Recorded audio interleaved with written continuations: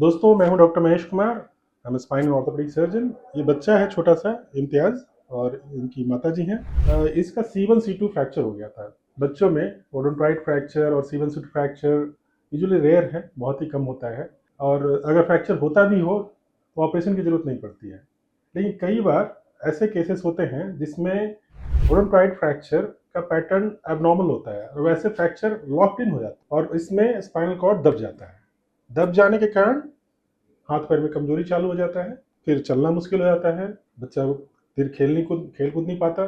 माँ बाप फिर धीरे धीरे सोचते हैं कि हो क्या रहा है इसको, ऐसा दिक्कत क्यों हो रहा है, क्या क्या हुआ था, क्या क्या प्रॉब्लम हुआ था इसको बच्चे को गिरने के बाद हाँ जब ये गिरा था ना हाँ उस टाइम बेहोश हो गया। उसके बाद हम लोग सोचे कि ऐसे ही हुआ है। रात में 3-4 बार इसको जब नींद पड़ गया तो उल्टी होने लगी। इस बाद सुबह हुआ हम डॉक्टर DK शर्मा कन गए। वो बोले कि ऐसा ऐसा प्रॉब्लम है बच्चे को, तो हड्डी जुट जाएगा। CT स्कैन, अल्ट्रासाउंड सब करवाएं, MRI सब कराएं। उसके बाद वो बोले थोड़ा सा हड्डी कचक गया है, जिससे गर्म पट्टी से या दवा से सही हो जाएगा। 15-15 दिन में हम लोग गए वहाँ पे। तो ये कितना दिन पहले हुआ था? ये 16 जनवरी को हुआ था। मतलब कुल मिला के आपको ये हो गया 24 जनवरी को ये ऐसा हुआ था। हाँ, लगभग 3 महीना हो गया। 3 महीना हो चुका है। तो ये 1.5 महीना जब हो गया तो डॉक्टर DK शर्मा बोले हमको कि आप बच्चा ठीक हो गया है, जाइए इसको नॉर्मल है आप रखिएगा। वहाँ जाने के बाद दवाई भी बोले कि ये बंद कर सकते हैं, फिर भी हम दवा दर्द वाला लेकर गए।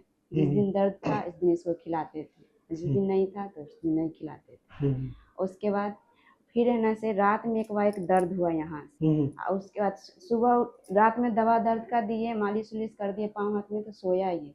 सुबह उठा ना तो ये थरथरा रहा था, मतलब हाथ पैर में कमजोरी चालू हो गया। हाँ लड़खड़ाने लगा। हाँ। तो मुंह धुलाने के लिए मुट्ठी उट्ठी भी उठा, बांधना मुश्किल हो गया। हाँ तो ये गिर गया। जब हम देखे तो ऐसे ऐसे कर रहा था इसका हाथ, हम पूछे कि क्या हो गया है, तो ये सब काम नहीं कर रहा। हम कल होकर उसी दिन डॉक्टर DK शर्मा का ना। तो तुमको हाथ पैर में कमजोरी हो गया? हाँ, चलने में ना दिक्कत हो गया। चलने में दिक्कत हो गया? हाँ, एक बार गेंद उतारने गए थे तो गिर गए थे। हाँ।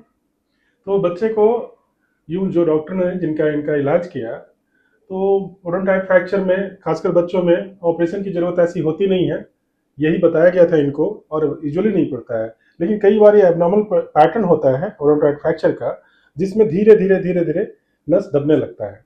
और जैसा बता रही है इनकी माँ कि बच्चा जब उठता है एक दिन तो चल नहीं पा रहा है और गिर जा रहा है, खेल कूद नहीं पा रहा है। ऐसी स्थिति में दोबारा इनका MRI हुआ शायद?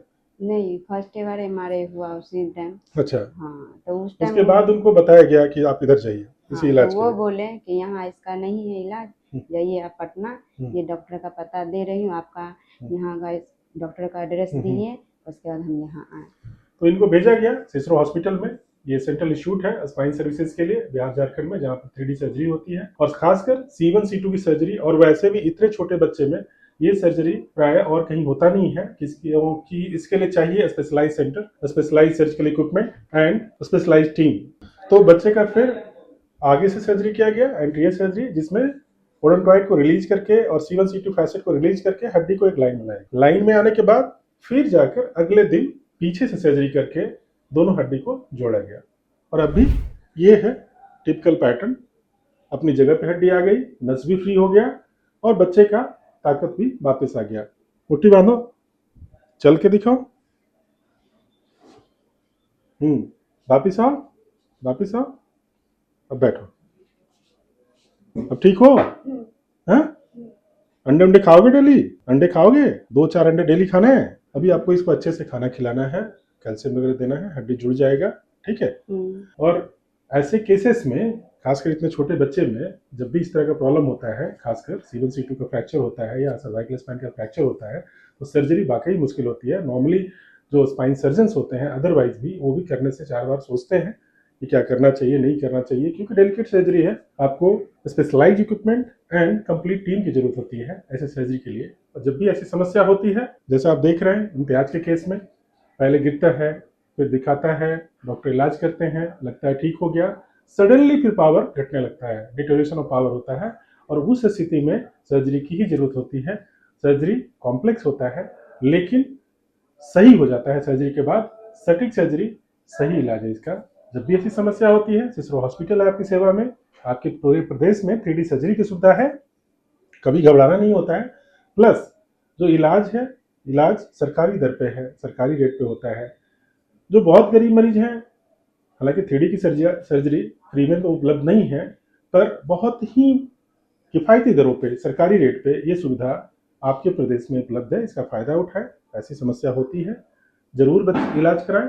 खासकर बच्चे जो बहुत कुछ नहीं बता पाते हैं, बहुत नोटिस करना होता है। हेड इंजरी और सर्वाइकल स्पाइन इंजरी के बाद क्लोजली उन पर फोकस रखना होता है कि कोई गड़बड़ी तो नहीं हो रही है। स्वस्थ रहें, सतर्क रहें। Thank you.